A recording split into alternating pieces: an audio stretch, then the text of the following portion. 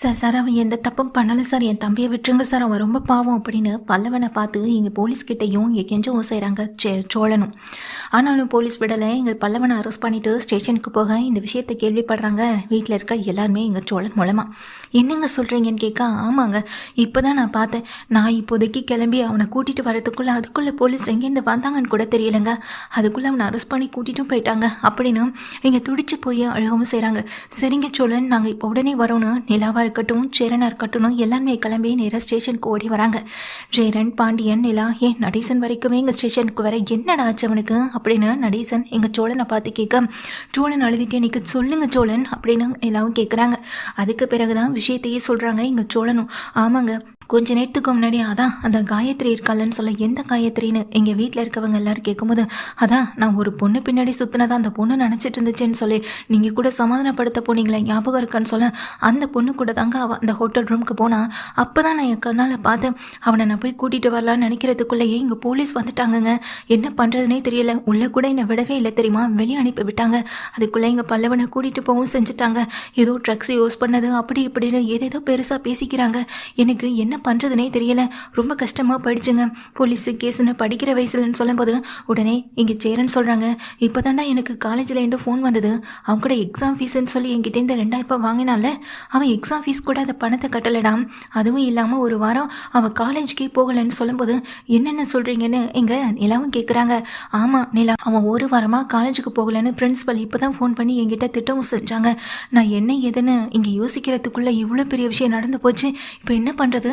பல்லவனை எப்படி நம்ம வெளியே கூப்பிடுறது? அதுவும் அந்த பொண்ணை கூட்டிகிட்டு போனது தப்பு இல்லையா? அந்த பொண்ணு வீட்டில் உள்ளவங்களுக்கெல்லாம் இந்த விஷயம் தெரிஞ்சா என்ன நினைப்பாங்க? இந்த பிரச்சனை இதோட முடிய போகிற பிரச்சனையா அப்படின்னு அங்கே சேரன் சொல்லி திட்டமும் செய்கிறாங்க. ஆனால் பதட்டப்படாதீங்கன்னு, முதல்ல நம்ம பல்லவனை வெளியே கொண்டு வரணும். அதுக்கு இருக்கிற என்ன வழி அப்படின்றத பற்றி மட்டும் யோசிப்போன்னு அப்படின்னு சொல்லும்போது, பல்லவனாக இருக்கட்டும் வீட்டில் இங்கே பல்லவன் உள்ளே அழுதுகிட்டு இருக்கும்போது வீட்டில் இருக்க எல்லாருமே உள்ளே போகிறாங்க.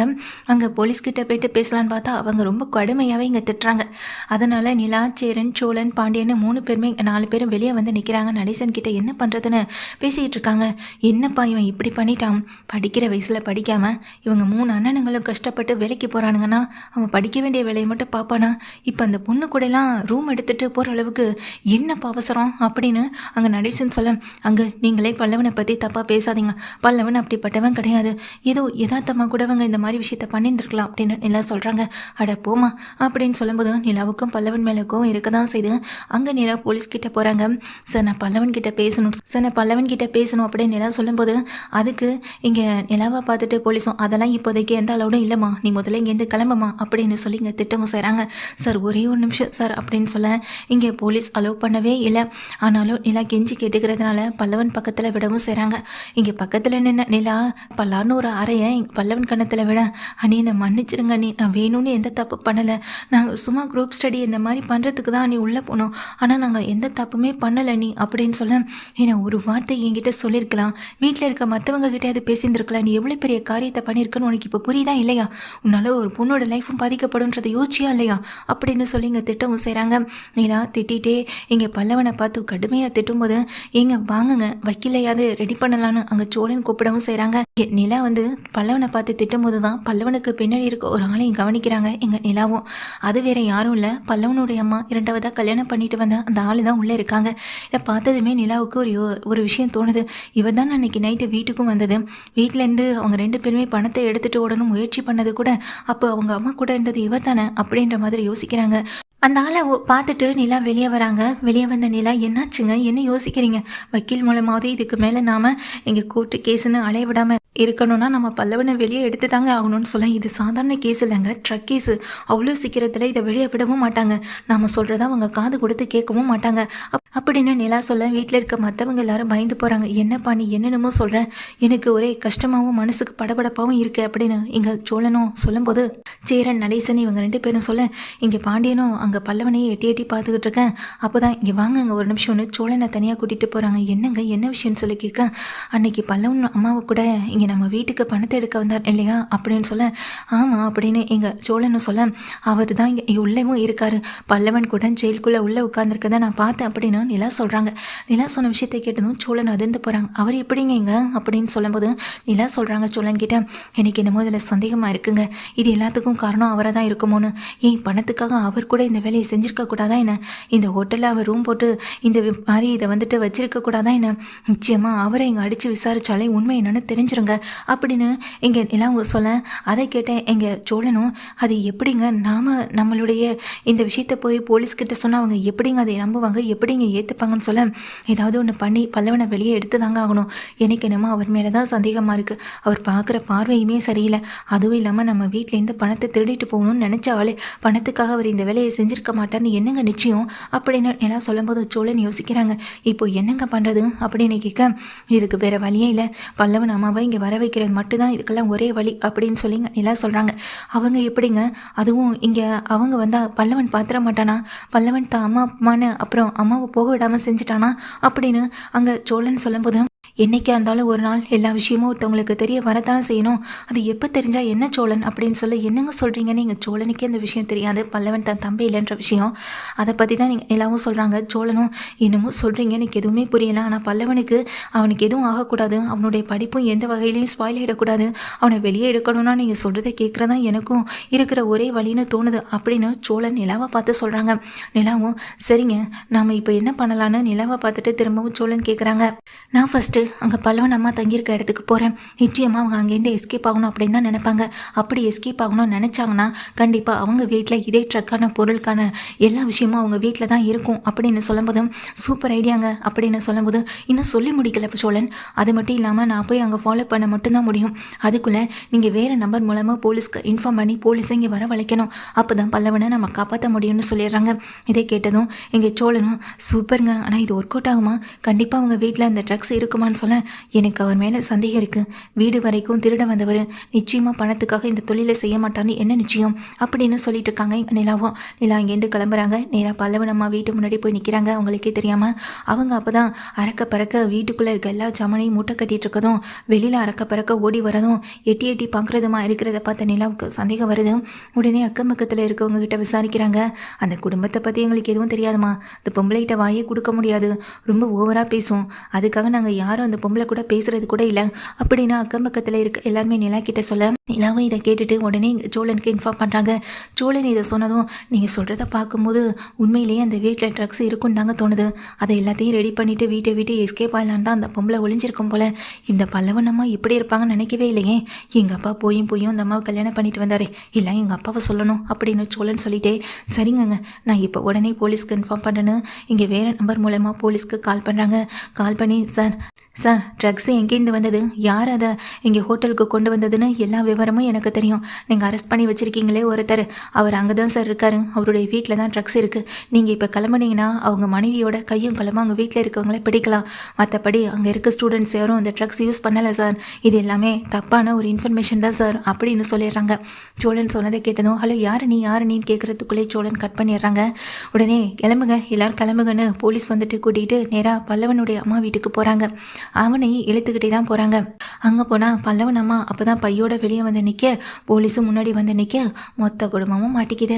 அங்கேருந்து எஸ்கேப் ஆகிறதுக்குள்ளே லேடி போலீஸ் அவங்கள சுற்றி வளைச்சி படிக்க, எங்கே ஓடுற அப்படின்னு சொல்லிட்டு பையெல்லாம் இங்கே செக் பண்ணி பார்க்கும்போது ட்ரக்ஸ் இருக்கதே தெரியுது. பணத்துக்காக வேறு வழி இல்லாமல் கடன் அடைக்கணுன்றதுக்காக இந்த தொழிலில் ஹஸ்பண்ட் ஒய்ஃப்னு 2 பேருமே ஈடுபட்டிருக்காங்க. இப்போ போலீஸ்கிட்ட அவங்க 2 பேருமே கையும் களவுமா மாட்டிக்கவும் செஞ்சுருக்காங்க.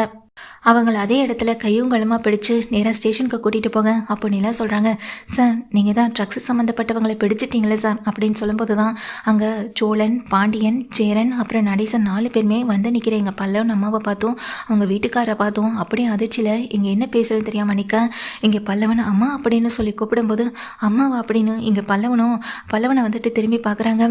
டேய் பல்லவா நீ எங்கடா என்ன சொல்லும்போது, ஆமாம் இவங்களுக்கு தெரியுமான்னு சொல்லிட்டு போலீஸ் எங்கள் நிலாவை பார்த்து கேட்க, அது பல்லவனுடைய அம்மா தான் சார், ஆனால் பல்லவனுக்கும் இதுக்கும் எந்த சம்மந்தமும் இல்லை. அவங்க அம்மாவை விட்டு பிரிஞ்சு பல வருஷம் ஆகுது. இவங்க எல்லாரும் அப்பா கூட தான் சார் இருக்காங்க. இவங்க தான் வேறு ஒரு மேரேஜ்ன்ற பேரில் இந்த மாதிரி பண்ணிக்கிட்டு இந்த மாதிரியான வேலைகள் பார்த்துட்டு இருக்காங்க. தண்டனை கொடுத்தா நீங்கள் இவங்களுக்கு தான் சார் கொடுக்கணும் சார். அவன் படிக்கிற பையன், தயவு செஞ்சு அவனை வெளியே விடுங்க. எந்த தப்பும் பண்ணாதப்ப தப்பு பண்ணாத இவங்களை உள்ளே பிடிச்சு வச்சிருக்கிறதுனால என்ன சார் ஆக போகுது அப்படின்னு சொல்லிட்டு எங்கள் நிலா எங்கள் பல்லவனுக்காக கேட்க, பல்லவனை வெளியே திறந்து விட சொல்கிறாங்க. நீ எதுக்காக இப்போ காலேஜ் படிக்கிற டைமில் ஒரு பொண்ணு கூட ஹோட்டலுக்கு போனேன்னு அங்கே போலீஸும் திட்டுறாங்க அடிக்கிறாங்க. இங்கே பல்லவனை பயங்கரமாக பேசவும் செய்கிறாங்க. பல்லவனும் இல்லை சார் அது நான் தப்பு பண்ணிட்டேன் நான் மன்னிச்சிருங்கன்னு எல்லாருக்கிட்டையும் மன்னிப்பு கேட்குறது மட்டும் இல்லாமல் அண்ணி அம்மா எப்படி அண்ணி தொழிலன்னு சொல்ல நீ பல்லவா வா அப்படின்னு கையை பிடிச்சிருக்க.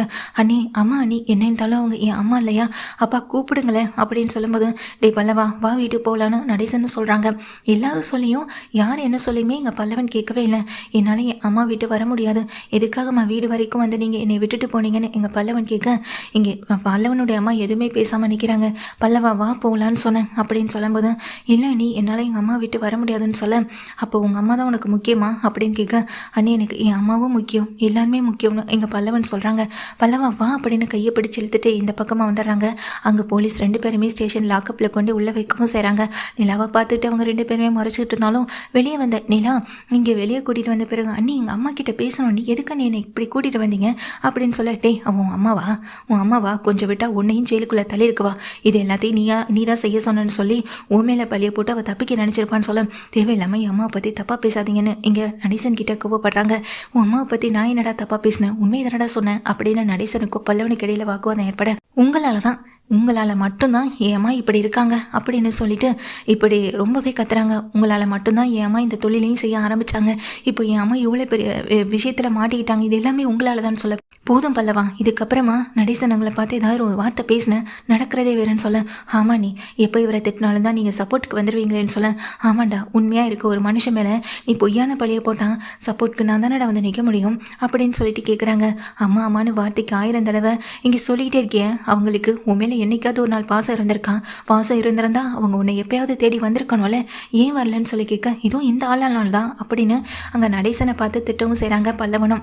அதை கேட்டதுமே இங்கே நிலாவுக்கு கோவம் பல்லான்னு ஒரு அறையை விட பண்ண தவறு முழுக்க நீயே, ஆனால் பழியை தூக்கி இங்கே அங்கிள் மேலே போடுறியா, நீ சொல்ல போனா அப்பான்னு சொல்லிட்டு இருக்கே, இவர் உன் அப்பாவே இல்லை, அதுவும் நிற்கிறாங்களே அவங்க மட்டும்தான் உன் அம்மா, உன்னையும் உங்கள் அம்மாவே காப்பாற்றணுன்றதுக்காக வீட்டுக்கு கூட்டிகிட்டு வந்தவர், ஆனால் உன்னைய இங்கே பையன் கூட பார்க்கல பாசம் கூட இல்லாமல் இங்கே தனியாக தவிக்க விட்டுட்டு போனவங்க, அன்னையிலேருந்து உன்னை தத்தெடுத்து வளர்த்தாலும் பெத்தெடுத்த பிள்ளை போல தன்னுடைய மகன் போல உனக்கும் ஒரு பல்லவன்ற பேரை வச்சு அண்ணன் தம்பின்ற ஒரு உறவை கொடுத்தவர் அவர் அப்படின்னு சொல்லும்போது அத்தனை பேர் முகமும் அதிர்ச்சியில் அப்படியே நிற்கிது. சரி நீ நிலா கொஞ்சம் நிறுத்துப்பா அப்படின்னு சொல்ல இல்லைண்ணே இதுக்கு மேலே அமைதியாக இருக்க முடியாது, இவரை இப்படி ஒவ்வொரு நாளாக காயப்படுத்திட்டே இருப்பான், இவன் செஞ்ச தப்புக்கு மற்றவங்க மேலே பழிய போடுவான், எப்படி என்ன அதை கேட்காம இருக்க முடியும் அப்படின்னு அங்கே எல்லாம் சேரனை பார்த்து கேள்வி கேட்குறாங்க. சேரனும் எதுவுமே பேசாமல் நிற்க அண்ணா எல்லாம் சொல்கிறதெல்லாம் உண்மையா, அப்போ உனக்கு இந்த விஷயம் ஏற்கனவே தெரியுமா அப்படின்னு பாண்டியும் சோழனும் கேட்க அது வந்துடா அப்பாவும் நிலாவும் கோவிலில் பேசிக்கிட்டு இருந்ததை நான் கேட்டேன், ஒரு நாள் நிலா வீட்டுக்கு அவசரமாக வந்து அப்பாவை கோவிலுக்கு கூட்டிகிட்டு போனதில் அப்போ கூட நானும் பின்னாடியே போனேனே, அப்போ தானே இந்த விஷயமே எனக்கு தெரியும் அப்படின்னு இங்கே சேரனும் சொல்கிறாங்க. பல்லவன் கதறி அழுகிறாங்க. டேய் பல்லவா உன்னை காயப்படுத்தணுன்றதுக்காக இந்த விஷயத்தை நான் உன்கிட்ட சொல்லலை, ஆனால் நீ உண்மை தெரிஞ்சுக்கணுன்றதுக்காக மட்டும்தான் சொல்கிறேன், உன்னை சுற்றி இருக்கவங்களை காயப்படுத்தாதடா அப்படின்னு நிலா சொல்லும்போதும் பல்லவன் அழுதுட்டு இங்கே எல்லார்கிட்டையும் மன்னிப்பும் கேட்குறாங்க. அதே நேரத்தில் உள்ள லாக்கப்பில் இருக்க அம்மாவையும் பார்க்குறாங்க. இப்படிப்பட்ட ஒருத்தவங்களா தனக்கு அம்மாவாக இருக்காங்கன்னு ரொம்ப ஒரு விரக்தியில் தான் எங்கள் பல்லவனிக்க பல்லவா வா மீதி எந்த விஷயமா இருந்தாலும் வீட்டுக்கு போய் பேசிக்கலான்னு நிலா கையை பிடிச்சி கூட்டிட்டு அங்கேருந்து கிளம்பவும் செய்கிறாங்க.